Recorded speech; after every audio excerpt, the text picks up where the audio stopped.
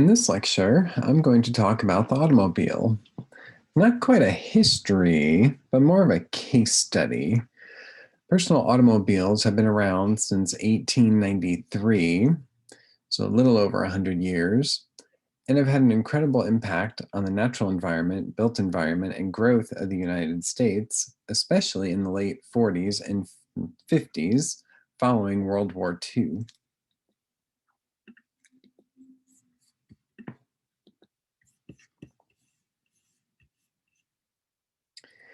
In 1893, bicycle mechanics J. Frank and Charles Duryea invented the gasoline automobile in Springfield, Massachusetts. Notice the handlebar to steer, the lantern as the headlight, and the large wooden wheels similar to bicycle and covered wagon wheels of the time.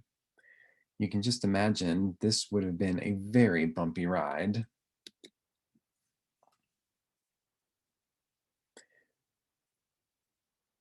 About 15 years later, we have Ford's Model T that was introduced in 1908, and it was simple, sturdy, and relatively inexpensive, but not inexpensive enough for Ford, who was determined to build motor cars for the great multitude. And Henry Ford, the inventor, said, "When I'm through, about everybody will have one." In order to lower the price of his cars, Ford figured, he would just have to find a way to build them more efficiently. On December 1st, 1913, Henry Ford installed the first moving assembly line for the mass production of an entire automobile. His innovation reduced the time it took to build a car from more than 12 hours to 1 hour and 33 minutes, becoming the template that all other automakers would use and perfect to build automobiles. The assembly line would also be applied to the making of household goods. It would also be applied to creating housing as well, modular housing in particular. By the end of the Model T's run in 1927, Ford had sold 15 million of these. At the same time, Ford's competitors had followed its lead and began building cars for everyday people. Automobiling was no longer an adventure or a luxury, it became a necessity.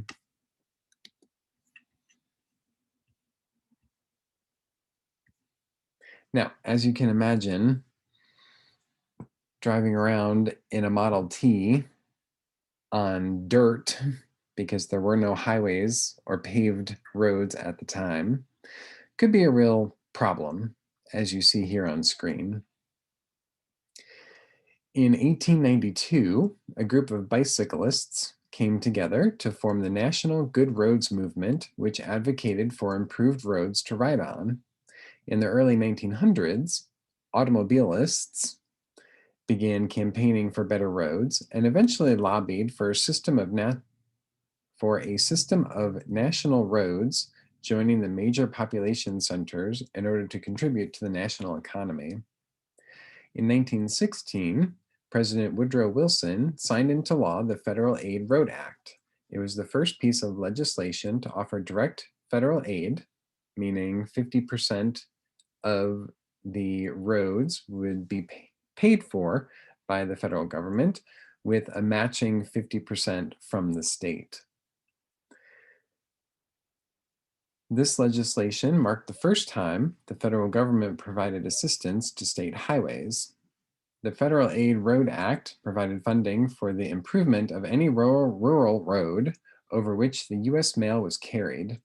A key feature of the legislation was the requirement that the states must have a highway department capable of designing, constructing, and maintaining these roads in order to share in the appropriation. Now, World War I put a damper on this effort between 1917 and 1918 as the US diverted material and labor from domestic needs to the war effort. The 1921 Federal Highway Act required each state to designate a system of state highways, not to exceed 7% of the total highway mileage in each state. Federal aid funding was limited to this system, which was not to exceed 3/7 of total highway mileage. It also included funding for farm to market roads as well.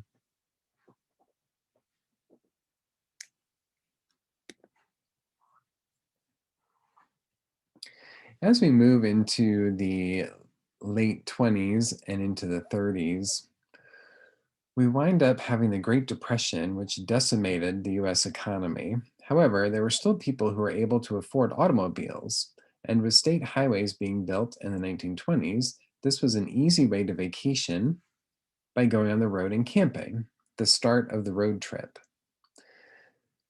Plymouth was another automaker brand in America, competing in the marketplace with Ford, Chevy, Cadillac, Dodge, among others. At this point in time, no air conditioning or power steering, power windows, power locks were available yet. Now I show this to see the evolution of automobile design. So notice the fully enclosed body, the larger wheels, the larger rubber wheels for ride comfort, a full windshield with windshield wipers, and side view mirrors.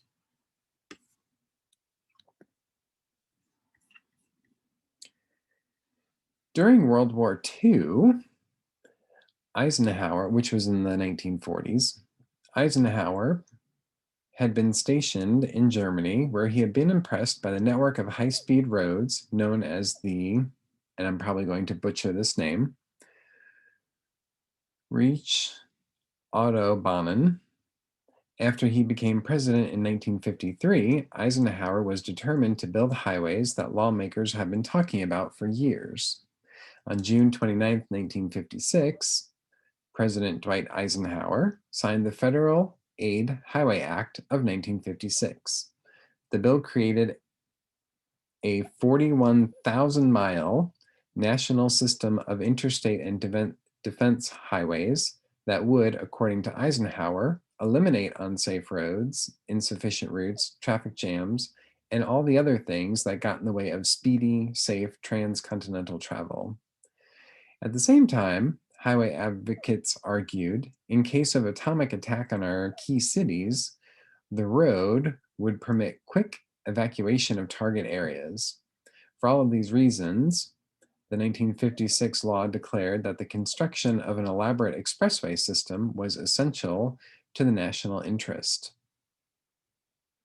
If you look at the map on screen, I-90 is the longest interstate highway at 3,020 miles. It connects Seattle, Washington with Boston, Massachusetts. If you look on here, you can also see Route 80 going from east to west coast. As we will learn in the next few weeks, building highways was not always the best idea for city planning. So with a highway system and roads, you need signage systems to be able to tell where to go, how to go. So here we have the basic shapes of signs that you would see and examples of them.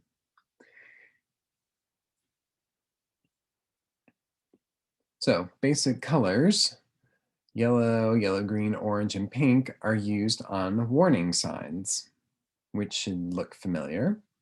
Black, white, and red are used on as regulatory signs. So signs that tell you what you must do or what you must not do. And then blue, brown, and green are used on guiding signs. When traveling on interstate highways, there were no local farm stands, antique stores, gas stations, or other places to stop and explore. It separated travelers from the culture and uniqueness of geographic places. You are bound to the wheel and your eyes to the car ahead and to the rear view mirror for the car behind and the side mirror for the car or truck about to pass. And at the same time, you must read all the signs for the fear you may miss some instructions or orders. And this is all going on while we're driving. The solution was safety rest areas. And safety rest areas were constructed as a part of the interstate highway system, modeled after roadside parks. They were to provide minimal comfort amenities for the traveling public, generally consisting of toilet facilities, drinking water, picnic grounds, and information. However, early in their development history, design aesthetics moved in the tradition of roadside architecture that dominated American highways in previous decades, and safety rest areas emerged as unique and colorful expressions of regional flavor and modern architectural design. Safety rest areas function to create a context of place within the interstate system. By the mid-1960s, safety rest area sites lined interstate highways, beckoning to travelers and offering respite from the hectic and potentially monotonous nature of high-speed interstate travel. And as anyone who has driven across South Dakota or Nebraska, you really appreciate these safety rest areas. After World War II, so after the 1940s, designers were embracing the atomic age of design and worked to make automotive designs longer and lower to elicit that feeling. Automobiles became less of a novelty and more of a status symbol and need as America began building suburbs to address the housing shortages. Mid-century car designers sculpted automobiles that looked like they were moving when standing still and borrowed design cues from airplanes and spaceships. Automobiles of this time period featured wraparound windshields, swivel driver's seats for easy getting in and getting out, an AM radio, power windows and locks, air conditioning, and some small adjustments. So your seat would go back and forth and might recline. The only safety features during this time were lap belts, and even those were offered as an option and not standard. So here's a great example, a Cadillac Eldorado convertible, one of my dream cars. So if you notice all of the chrome on this car, the high fins in the back, and this car measured in at 225 inches, which is just shy of 19 feet long. So I really want you to understand the length of this car. So pause the video, get your tape measurer out, and measure out 19 feet long, just so you have an idea. So go measure, come back.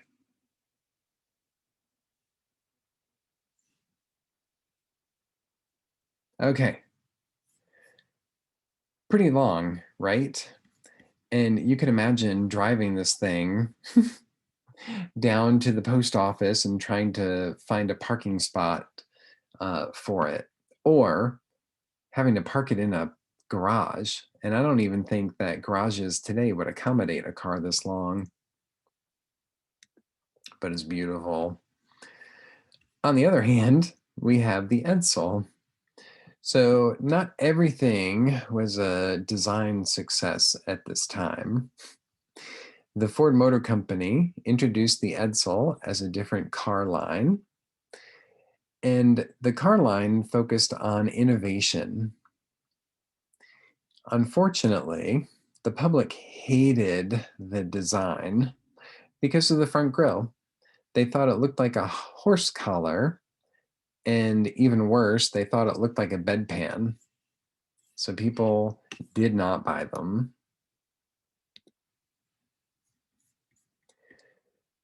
Something I want you to think about is what the automobile spawned. So the automobile, because of its freedom to move around the country spawned RVs and campers that matched. With a more mobile population with free time, exploring the United States and camping became quite popular and, as you see, stylish. The automobile also needed gas stations. During the 1950s and 60s, and possibly into the 70s, gas stations were full service. So you had, when you pulled up to the gas pump, there were attendants who would pump your gas, they would clean your windows, and check your oil levels and tire pressure. Because of America's love for the automobile, drive-in restaurants and theaters became quite popular, so you can enjoy food and entertainment from the comfort of your own vehicle. As we move into the 1960s, there was a focus on economy, power, and pony cars. Also, cars became noticeably shorter. During this time, lap belts became standard. Styling was a bit more conservative. You don't see any fins on the back of this car. The epitome of design during this time is the 1964 Mustang. And the first generation Ford Mustang that you see here on screen was manufactured by Ford from April 1964 till 1973. The introduction of the Mustang created a new class of automobile known as the pony car. The design teams had been given 5 goals for the design of the Mustang. It would seat 4, have bucket seats, and a floor-mounted shifter, weigh no more than 2,500 pounds, and be no more than 180 inches in length, which is about 15 feet, and sell less for $2,500, and have multiple power, comfort, and luxury options.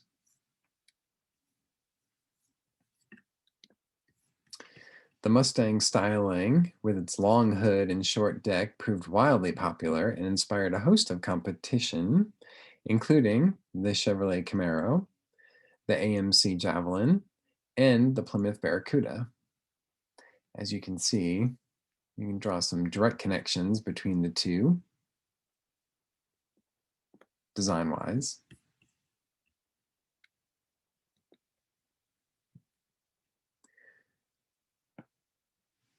In 1984, the Chrysler Corporation invented the Dodge Caravan, a mix between a full-size van and a station wagon.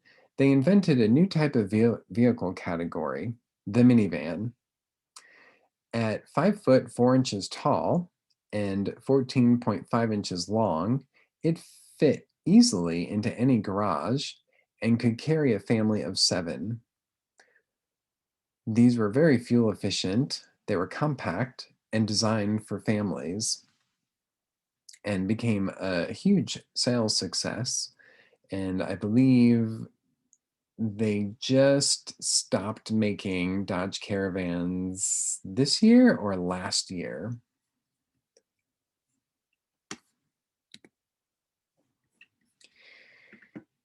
As we move into the 1990s, the top photo here on the right is a Jeep Cherokee.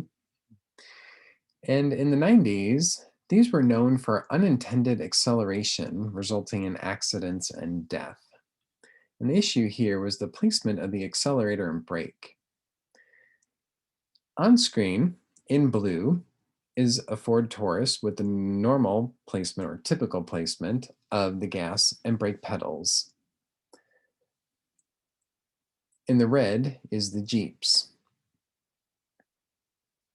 Due to the transmission tunnel, designers had to move the pedals to the left. Now, for those who are used to the typical placement of these pedals, in an emergency situation, they would go to press the brake where their muscle memory guided them and would instead place their foot on the accelerator. This is a pretty good lesson that design can kill. Also, on a quick side note, in 1998, the Toyota Prius was introduced. As we move into the early 2000s, we have the Pontiac Aztec that you see on screen. So just like the Edsel, the Pontiac Aztec was hideous to look at, design-wise. And it was designed with feedback from the public. Now, General Motors, who built this, they had online forums that you would be able to go on and vote what designs looked the best. So it was kind of a Frankenstein automobile because the different areas of the car, you would choose what would be the best headlight design, what would be the best taillight design, never once considering how all of these actually look together. So I'm going to classify this as a design fail.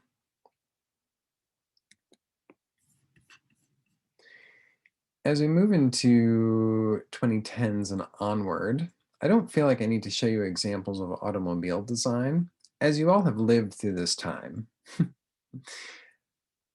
However, the 2010s were a decade filled with assistive driving devices, such as blind spot monitoring, heads-up displays, radar cruise control, autonomous driving, among others that you see on screen.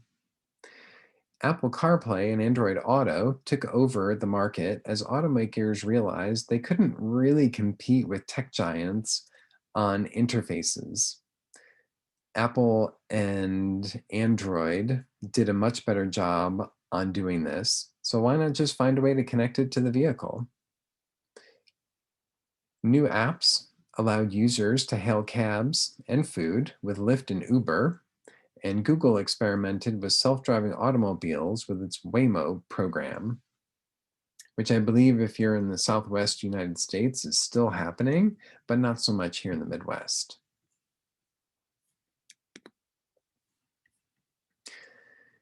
Then we get to 2020 with the Tesla Model Y, or Tesla in general.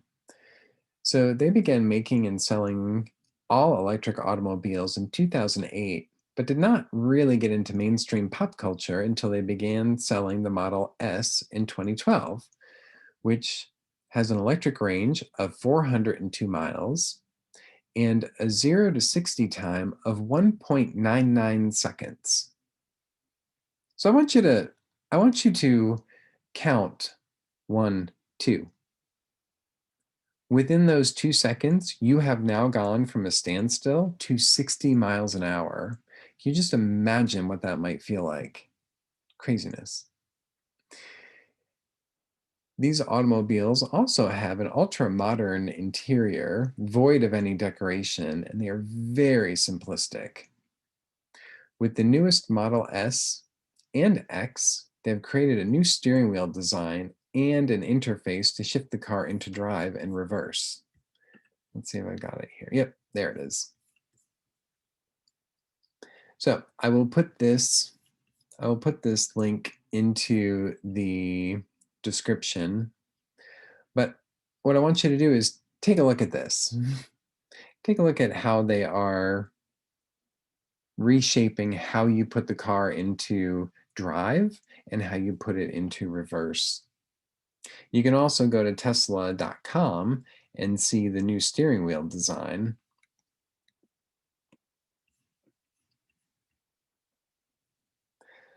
So when we look at an automobile, it is literally built around the measurements of a person. Those measurements dictate how far a person can reach to hold the steering wheel and use all of the controls. It also impacts the width and height of an automobile, along with the design and materials of everything humans interact with.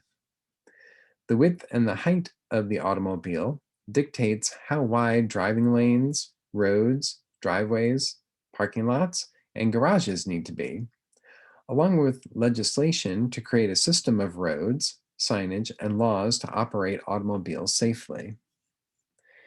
The need to accommodate the automobile has edited the landscape of our cities, towns, and rural areas, resulting in a very clear example of how the human body has literally shaped the dimensions of our world. So, thinking about the automobile through the lens of human-centered design, we're focusing on the people that we're designing for, humans who are old enough to drive, finding the right problem to transport individuals and cargo faster and with more comfort than a horse and buggy, and then thinking of the solution as a system and looking at all the components. Everything is interconnected. The solution is an automobile comprised of many systems: engine, fuel system, transmission, electrical system, cooling and lubrication systems, and the chassis, which includes the suspension system, braking system, wheels and tires, and the body. All of these systems have to be present and work together to make the automobile run. And then always be thinking about the big picture. What is the final result we care about? Well, to travel distances safely, comfortably, economically, with regard to others' safety. So thank you for listening to this lecture on the automobile.